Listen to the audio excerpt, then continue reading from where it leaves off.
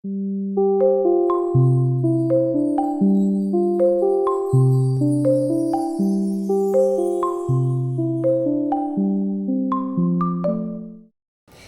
zadnjič imeli izobraževanje z Matejko in prva stvar, ki me zanima, je, kaj razumete pod pojmom dvojezičnost. Sem prepričala, da vam je ona o tem zadnjički razlagala. Kaj pomeni, da je nekdo dvojezičen? Vlada dva jezika in isti stopnji. Ok, ima kdo kakšno drugo definicijo?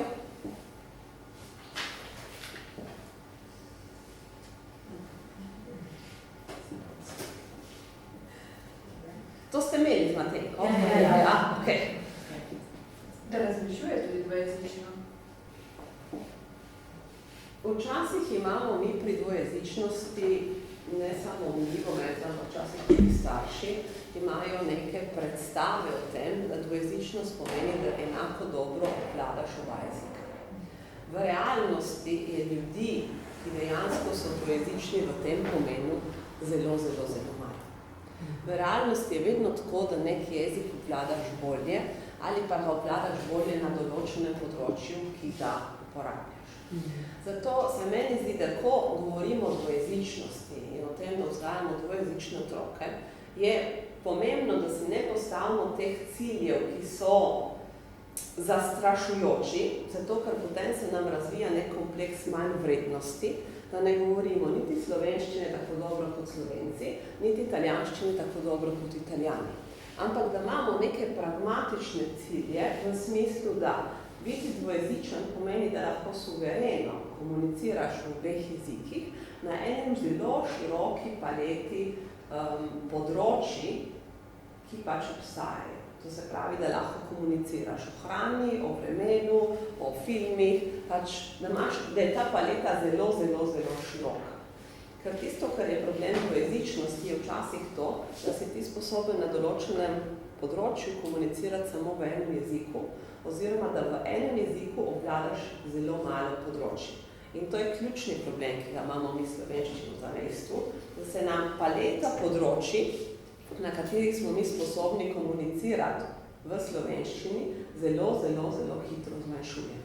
In to vidimo, ko vzamemo otroke, tudi take iz slovenskih družin, slovenskega okolja, ki bi rekli, znajo, in jih peljemo, ne vem, v Holandijo in potem ugotovimo, da iščejo cvetačo pri, ne vem, frizerju, ne? In da ne vejo, kaj je paž, ne? To se pravi, ta spekter področji, kjer se jezik uporablja, mora biti čim bolj širok.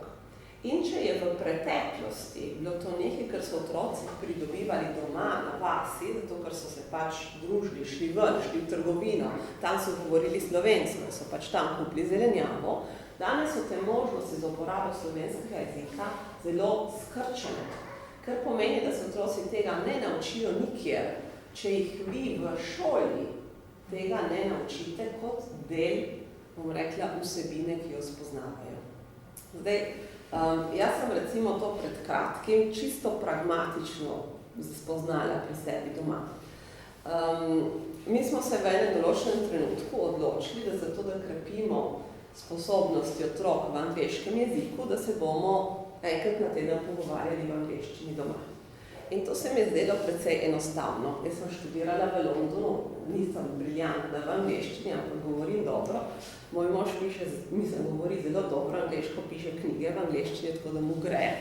In sem, ok, ena na teden, prvi teden bo malo čudno, ampak potem smo že naučili, no.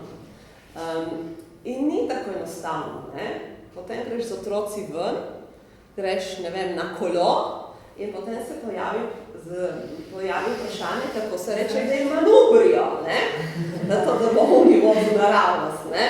In kako se reče pedali, ne? V slovenščini, v angleščini, ne? To se pravi, ti lahko jezik zelo dobro poznaš, ampak obstaja cel spekter izrazov, ki jih ne uporabljaš. In če jih ne uporabljaš, dejansko potem kaj se zgodi? Potem smo morali uporabljati kar slovensko besedo vmes, ali pa italijansko še, in potem dejansko se ti ves ta svoj napor, da bi se pogovarjal o tistem jeziku, zmanjšuje. In to se dejansko dogaja tudi otrokom.